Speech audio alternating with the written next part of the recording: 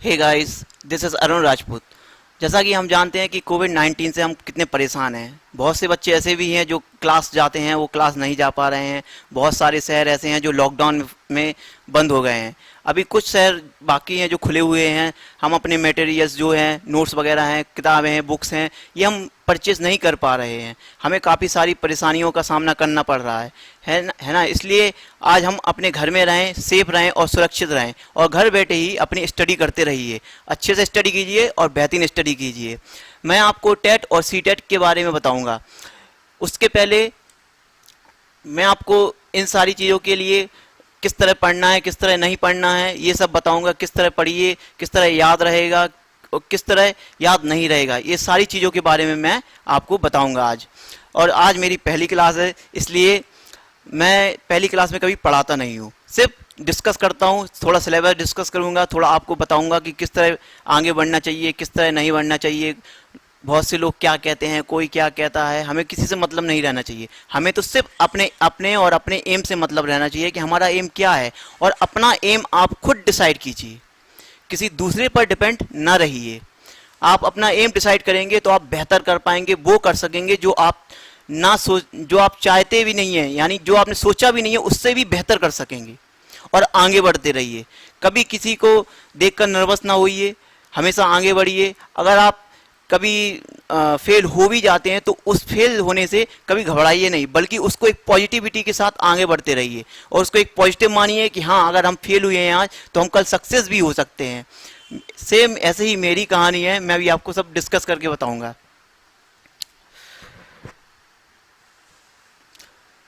जैसा कि मैं बता रहा हूं कि आप जो भी पढ़ें, जो भी पढ़ें उसको बिल्कुल अच्छे से पढ़िए।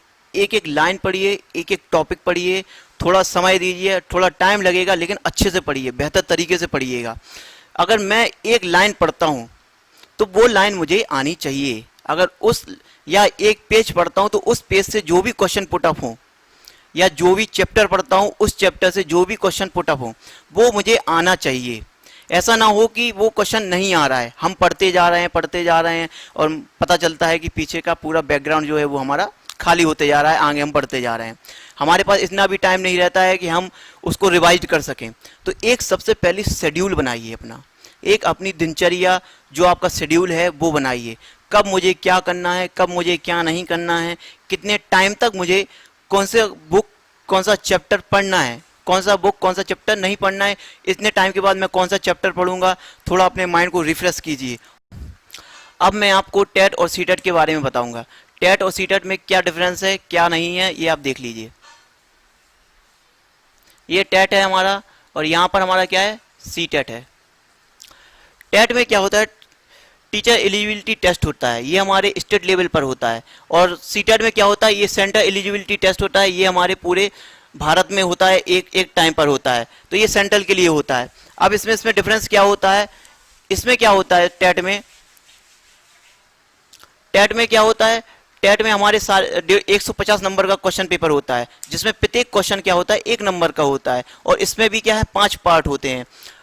और सीटेट में भी क्या होता है, सीटेट में भी सेम यही कंडीशन होती है, इसमें भी 150 क्वेश्चन का पेपर होता है, इसमें भी हमारे 5 पार्ट होते हैं, या 5 सब्जेक्ट जो होते हैं, जो हमें चूज करने होते हैं, उनके ऑप्शन होते हैं हमारे पास।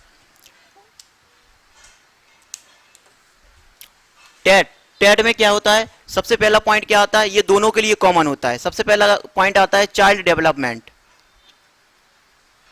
Child development and pedagogy.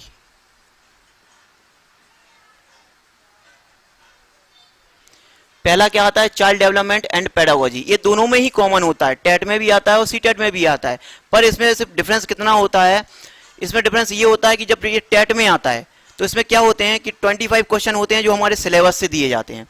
25 question क्या होते हैं जो हमारे सिलेबस से दिए जाते हैं, और बाकी के 5 क्वेश्चन जो होते हैं वो हमारे पेडागोजी से अटैच होते हैं। किससे होते हैं, पेडागोजी से अटैच। अब सीटेट में क्या होता है, सीटेट में जो होता है, सीटेट में इसमें क्या होते हैं, 15 क्वेश्चन हमारे सिलेबस से आते हैं, लेकिन सीटेट में सबसे ज्यादा ध्यान देने वाला पॉइंट जो होता है वो होता है हमारा पेडागोजी। और पेडागोजी होती है सबसे ज्यादा आती है, और ये कहीं पर भी नहीं मिलती है। मैंने भी इतनी कोशिश की है, मैंने भी इतनी स्टडी की है, बहुत जगह जाके देखा कहीं बुक मिल जाए, कहीं कुछ मिल जाए, लेकिन नहीं, मुझे कहीं कुछ नहीं मिला है। ये तो सिर्फ अपने आप पर डिपेंड करता है कि आप उस लेवल को, उस बच्चे के लेवल को किस हद तक सोच सकते हैं। आप एक टीचर हैं, आपको उस बच्चे की दिमाग को पढ़ना है, इसलिए ये पेडागोजी के क्वेश्चन इसमें रखे जाते हैं कि आप उन बच्चों को समझ पाते हैं या नहीं समझ पाते हैं।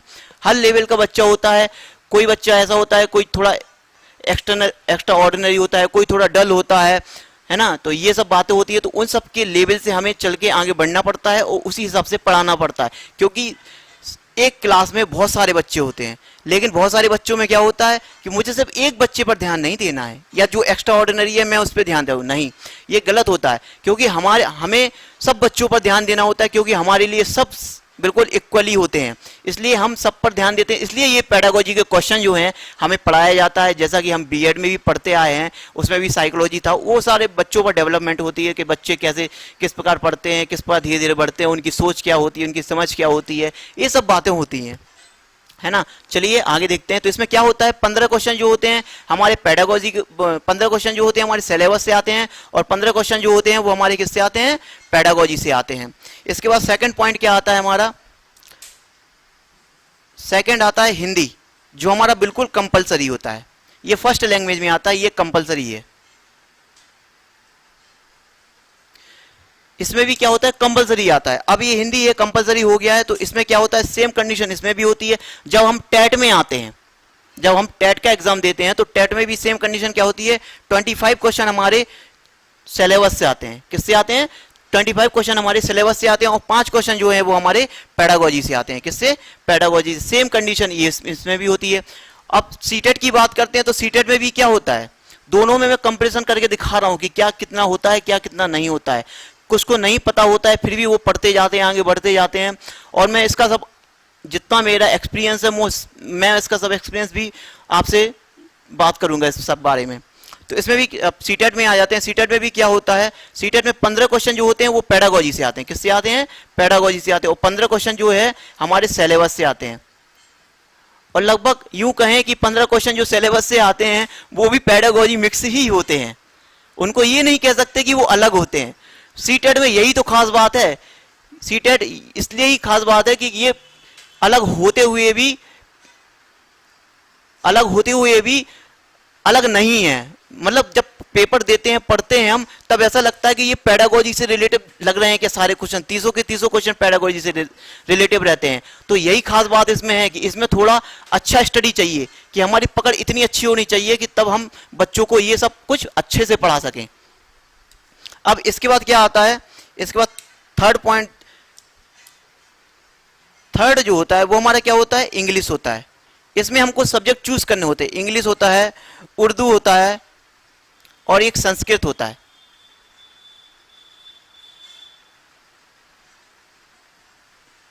अब इसमें भी सेम कंडीशन क्या होती है, इसमें भी सेम कंडीशन यही होती है कि इसमें भी क्या होते हैं। अब इसमें हमें सबसे पहले ऑप्शन चूज करना होता है। अगर हम इंग्लिश लेना चाहते हैं तो इंग्लिश लेते हैं, अगर हम उर्दू लेना चाहते हैं तो उर्दू लेते हैं, अगर हम संस्कृत लेना चाहते हैं तो संस्कृत भी ले सकते हैं। तो इससे कोई दिक्कत नहीं होती है। आपको जो चूज करना है, इसमें कोई बाउंडेशन भी नहीं होता है कि आप भाई साइंस साइड से हैं तो ये नहीं ले सकते, वो नहीं ले सकते। आपकी जिसमें जो मर्जी है आप वो ले सकते हैं, ठीक है।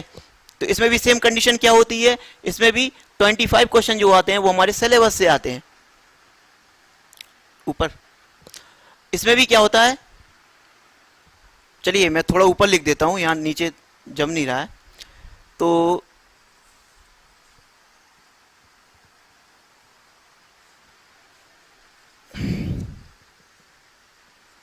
थर्ड में क्या होता है, थर्ड में आता है हमारा इंग्लिश, और क्या आता है, उर्दू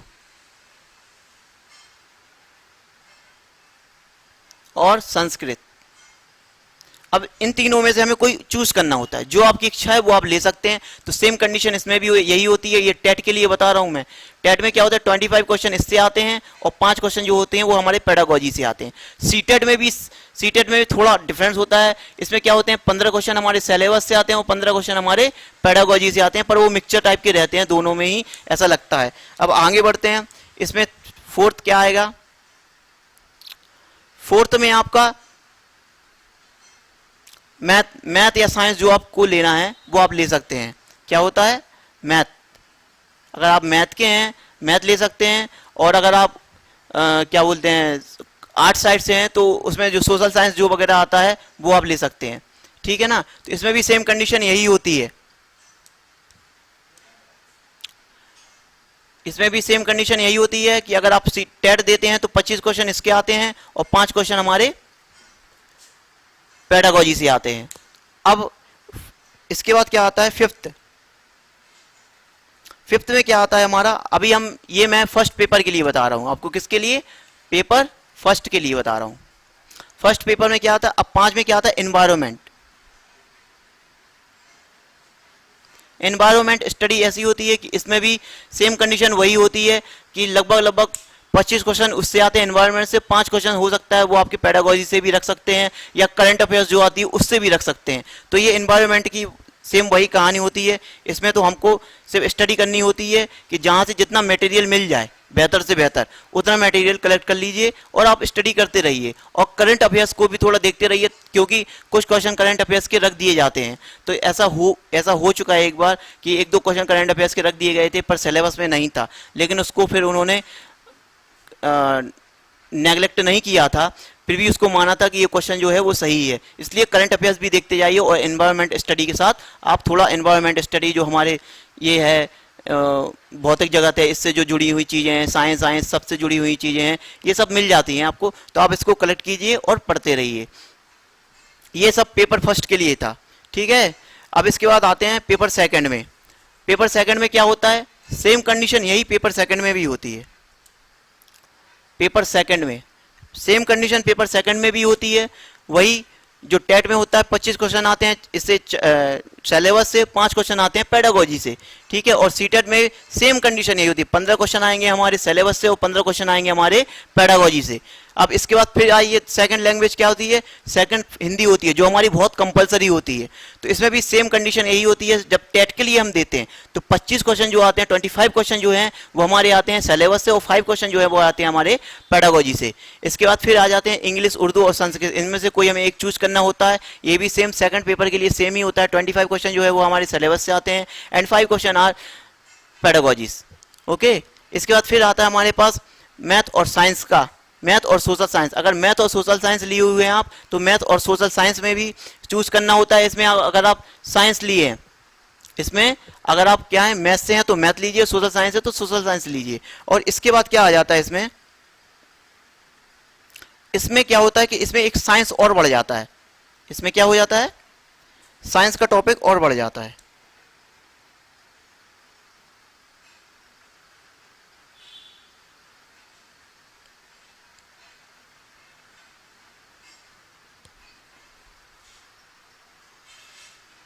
इसमें मैथ और साइंस आ जाता है साथ में। अगर आप मैथ और साइंस लिए हैं तो मैथ और साइंस, या अगर आप कॉमर्स साइड से हैं तो सोशल साइंस ले सकते हैं, वो भी आपका चूजिंग ऑप्शन आता है, ठीक है। फिफ्थ क्या है,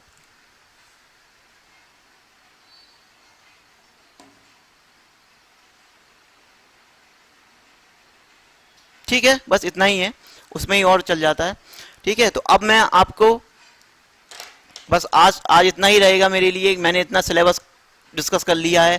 अब मैं आपको इसके आगे क्या पढ़ाऊंगा, इसके आगे आपको मैं मैथमेटिक्स से स्टार्ट करूंगा। किससे, मैथमेटिक्स से स्टार्ट करूंगा, और उसमें क्या उसका सिलेबस रहेगा वो भी मैं आज आपको बता दे रहा हूं।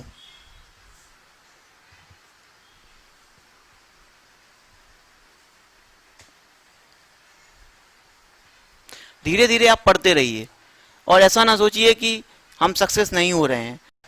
जैसे आपने इसके पहले छोटे रहे होंगे तब आपने कहीं कि वो कछुए और खरगोश की कहानी सुनी होगी कि कछुआ क्या करता है, कछुआ बड़ी धीरे चाल से चलता है और आगे बढ़ते जाता है, और खरगोश जो है बहुत तेज होता है तो वो आगे उससे और स्पीड से चलता है। जब दोनों में जो रेस होती है तो उसमें क्या होता है कि खरगोश जो है बहुत तेजी से चलता है और आगे जाके कहीं थक जाता है और सो जाता है, लेकिन कछुआ अपनी स्पीड से चलता है, चलते और खरगोश को निकल जाता है, खरगोश को पीछे छोड़ देता है और वो आगे निकल जाता है। जब खरगोश की आंख खुलती है तो उसको लगता है कि शायद मैं जीत गया क्या, जब देखता है कि तो कछुआ जीत जाता है। तो यही कह रहा हूं कि बस एकदम मत भागिए, एकदम भागने की बिल्कुल जरूरत नहीं है।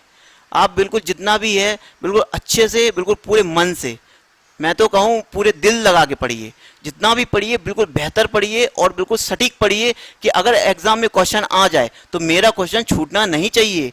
ऐसा टॉपिक पढ़िए, टॉपिक को इस तरीके से पढ़िए कि बस वो टॉपिक रहे कि वो क्वेश्चन, अगर क्वेश्चन आ जाए तो उसका बिल्कुल टिक मार दीजिए कि बिल्कुल सही आंसर है ये।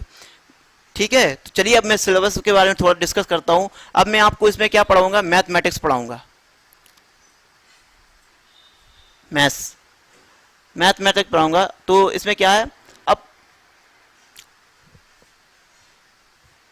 तो इसका सिलेबस थोड़ा ऐसा रहेगा, ये प्राइमरी लेवल के लिए है, पेपर फर्स्ट के लिए जो रहेगा, इसका सिलेबस थोड़ा ऐसा रहेगा कि पहले में क्या आएगा, एडिशन होगा, सब्सट्रैक्शन होगा, एडिशन होगा, सब्सट्रैक्शन होगा, मल्टीप्लिकेशन होगा,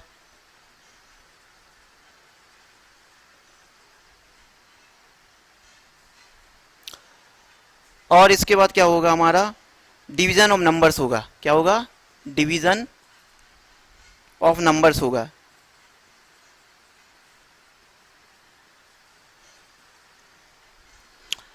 ये हमारा पहला था। अब दूसरा क्या होगा इसके बाद हमारा आएगा एलसीएम एंड एचसीएफ। इसके बाद क्या आएगा, addition, subtraction,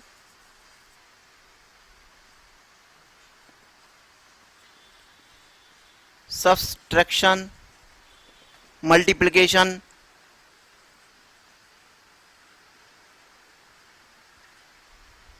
and division of fraction. क्या आएगा, addition, subtraction, multiplication and division of fractions आएगा। एंड डेसिमल्स नंबर,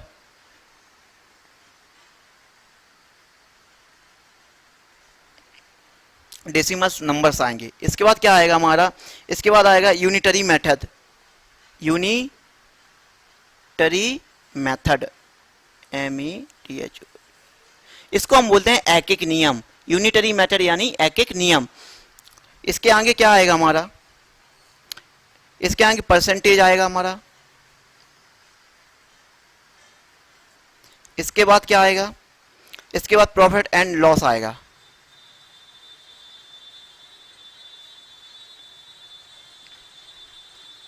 अब इस तरफ आ जाते हैं हम थोड़ा। इसके बाद आगे अगला पॉइंट आएगा सिंपल इंटरेस्ट, SI,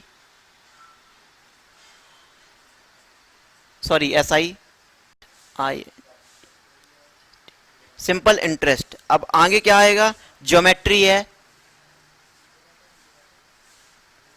ज्योमेट्री के अंदर शेप्स एंड प्रिज्म है, एंगल्स हैं, ट्राइंगल्स हैं और सर्किल्स हैं, ये सब पढ़ाए जाएंगे इसके अंदर, ज्योमेट्री के अंदर। आगे देखते हैं मनी, मनी यानी जो होता है एडिशन सब्सट्रैक्शन जो होता है, मनी में क्या है, एडिशन सब्सट्रैक्शन जोड़ घटाव वाला जो होता है सिस्टम, वही रहेगा इसके अंदर। अगला देखते हैं यूनिट्स एंड मेजरमेंट। क्या है, units and measurement.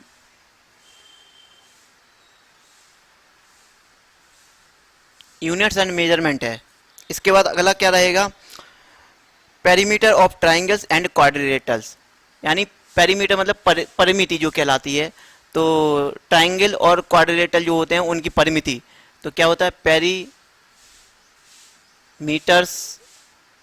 Of triangle and quadrilateral,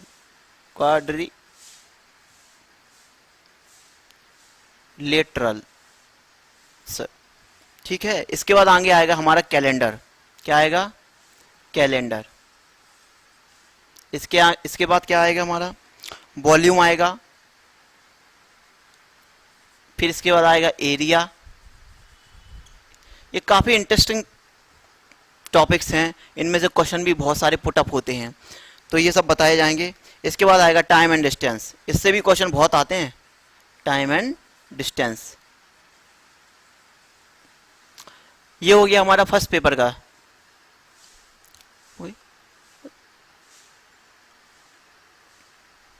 ये हमारा फर्स्ट पेपर का सिलेबस हो गया। अब इसके बाद हम देखते हैं, जिस नोट करना है तो आप वीडियो पॉज करके नोट कर सकते हैं, ठीक है। अब इसके बाद मैं आपको सेकंड पेपर का सिलेबस जो है वो बताने जा रहा हूँ।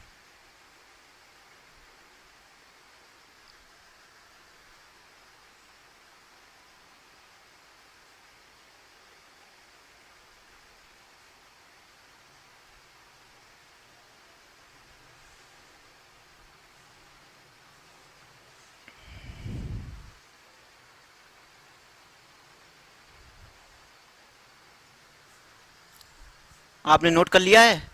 और नहीं किया है तो आप वीडियो पॉज करके नोट कर सकते हैं। ठीक है, मैं आगे बढ़ता हूँ। अब बहुत सारी चीज़ें हैं, सारी जो ट्रिक्स हैं वो सब बताऊंगा मैं इसमें। ऐसा कुछ नहीं है, आपको ऑप्शन से क्वेश्चन सॉल्व करना तक भी दिखाऊंगा कि किस तरीके से ऑप्शन से क्वेश्चन सॉल्व किए जाते हैं। आपको पूरा मेथड अटर लगाने की ज़रूरत भी नहीं पड़ेगी। इस पर मैंने बहुत मेहनत की है, बहुत सारी मेहनत की है। इतनी मेहनत की है कि बस पूछो मत। जो मुझे मिला है मैंने उस पर ही पूरा पीएचडी कर डाली है। तो अब आगे देखते हैं। अब सेकंड पेपर में क्या रहेगा मैथमेटिक्स का सब्जेक्ट, पेपर सेकंड जो रहेगा उसमें क्या रहेगा, इसमें नेचुरल नंबर्स रहेंगे। ये बहुत ही इंपॉर्टेंट टॉपिक है, नेचुरल नंबर। इसके बाद होल नंबर्स रहेंगे,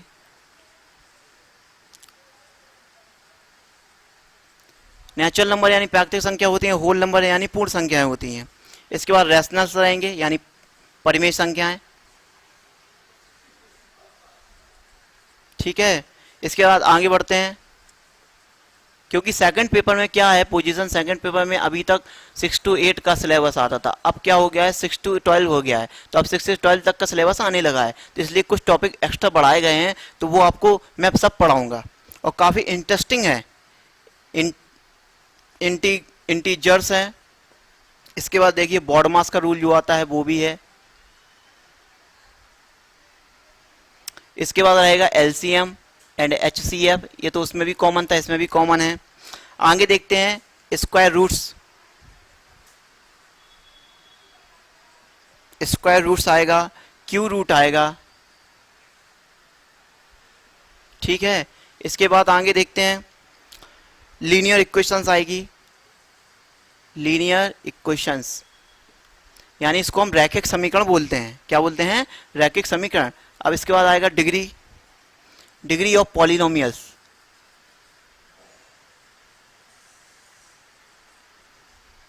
इसके आगे देखते हैं क्या आएगा टॉपिक, एलजेब्रा आएगा हमारा।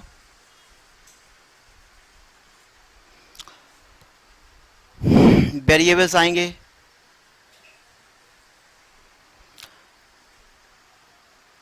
कॉन्स्टेंट्स आएंगे, सर्ट्स आएगा and shirts and indices. Shirts and indices यानी करनी होती है, करनी और घातांक। इसके बाद आएगा इक्वेशंस। क्या आएंगी? इक्वेशंस आएंगी, जो हमारी इक्वेशंस होती हैं वो इक्वेशंस भी पूछी जाती हैं। इक्वेशंस के अंदर जो आएगा वो आएगा स्क्वायर, लीनियर, साइमल्टेनियस इक्वेशन, ये सब। क्योंकि ये 12वीं लेवल तक का है इसलिए ये सब दिया जा रहा है इसमें। इसके अंदर क्या आएगा? स्क्वायर आएगा। इसके बाद आएगा लीनियर, लीनियर यानी रैखिक। और इसके बाद क्या आएगा? साइमल्टेनियस, साइमल्टेनियस इक्वेशंस, ये सब आएंगे। इसके बाद आगे बढ़िए आप, पैरेलल लाइंस आएंगी, समांतर रेखाएं इसको बोलते हैं हिंदी में। Parallel lines, construction of quadrilaterals आएंगे।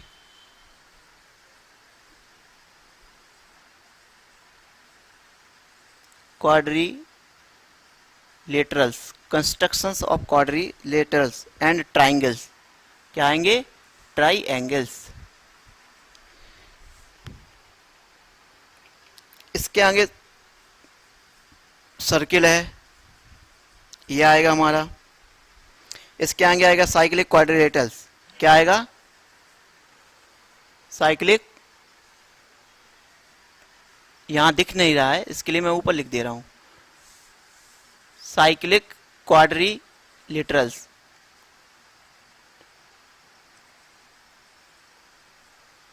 इसके आगे टेंजेंट्स ऑफ सर्किल, ये वेरी इंपॉर्टेंट है। टेंजेंट्स ऑफ सर्किल इतना इंपॉर्टेंट है कि हद से ज़्यादा इंपॉर्टेंट है। इसको 100%, 101% नहीं बल्कि 1 करोड़% मानिए, इतना इंपॉर्टेंट है। 1 करोड़% कुछ ना कुछ जरूर आता है इससे, इतना इंपॉर्टेंट है, हद से ज़्यादा। और मैं इसका इजी और मेथड भी बताऊंगा बहुत इजीली कि आप देखते ही ऑप्शन सीधा टिका देंगे। मैं थोड़ा लैंग्वेज इसलिए बोल देता हूँ क्योंकि मैं थोड़ा इलाहाबादी लैंग्वेज थोड़ी अच्छी लगती है मुझको, इसलिए मैं इलाहाबाद में थोड़ा रहा हूँ, तो वहाँ से थोड़ा सीख कर आया था, काफ़ी अच्छी लगती थी लैंग्वेज। इसके बाद आएगा कॉमर्शियल मैथमेटिक्स। कॉमर्शियल मैथमेटिक्स, ठीक है। इसमें क्या आएगा, रेशियो होगा, मैं बोल दे रहा हूँ, सिर्फ रेशियो होगा, प्रोपोर्शन होगा, परसेंटेज होगा, प्रॉफिट लॉस होगा, SI CI टैक्स, वर्ट्रैक्स सिस्टम्स, ये सब होंगे। इसके बाद क्या आएगा, बैंकिंग। क्या आएगा, बैंकिंग। बैंकिंग में क्या रहेगा, करंट मनी रहेगी, बिल रहेगा एंड कैश रहेगा और मेमो रहेगा उसके अंदर। इसके बाद आता है स्टैटिस्टिक्स, ये बहुत इंपॉर्टेंट है, ये भी 1 करोड़ % मानिए आप, इतना इंपॉर्टेंट है स्टैटिस्टिक्स। इसके अंदर क्या क्या आता है, इसके अंदर सबसे पहले आता है डाटा, डाटा हैंडलिंग, एंड इसके बाद क्या आता है, पिक्टोग्राफ।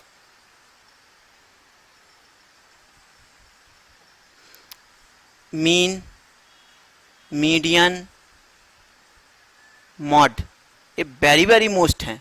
तीनों तो इतने इंपॉर्टेंट है कि इनको तीनों को मिलाकर इस पे एक फॉर्मूला भी बनता है, वो भी पूछ लिया गया कई बार, तो इतना इंपॉर्टेंट है, हद से ज़्यादा इंपॉर्टेंट है ये। इसके बाद आएगा हमारा पाई चार्ट। क्या है, पाई चार्ट आएगा, और बार ग्राफ्स आएगा,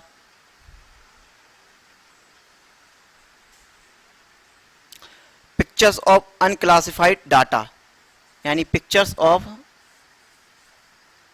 अनक्लासिफाइड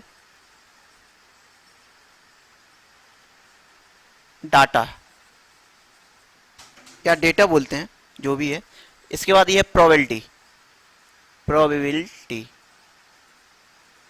बहुत इंपॉर्टेंट है, ये भी 1 करोड़ % है, इससे कुछ ना कुछ आता है। इतना इजी मेथड बताऊंगा मैं आपको कि आप बिल्कुल इजीली ऑप्शन देखते ही सीधा क्वेश्चन का आंसर मार देंगे आप। ये बहुत इंपॉर्टेंट है, ये 12वीं के चैप्टर हैं अब तो, हालांकि हमारा जो सिलेबस चेंज हो गया है, तो अब क्या है कि वो NCERT में क्लास 10th में आ गया है ना। तो अभी क्लास 10th में आ गया हमारा, इतना आप नोट कर लीजिए, और वीडियो पॉज करके आप देखना चाहें तो वीडियो पॉज करके देख लीजिएगा, ठीक है। मैं आप इसको रफ कर रहा हूँ क्योंकि नीचे मेरा स्पेस कम है, थोड़ा सा और रह गया है बस। इसके बाद आप, पहला क्लास मेरा कभी पढ़ाने का नहीं रहता है, पहला क्लास सिर्फ मेरा मोटिवेशन रहता है, और सिर्फ मैं उसका सिलेबस बताता हूँ, क्योंकि पहला क्लास जो पढ़ाता है मेरे हिसाब से वो सही नहीं रहता है। पहले क्लास में तुरंत आते ही पढ़ा देना मेरे हिसाब से बिल्कुल अच्छा नहीं लगता। इसके बाद आएगा कार्टिजन,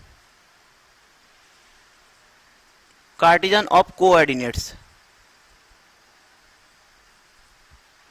इसके बाद लास्ट में आएगा mensuration, and last search and indexes. ये तो दोनों में ही कॉमन है।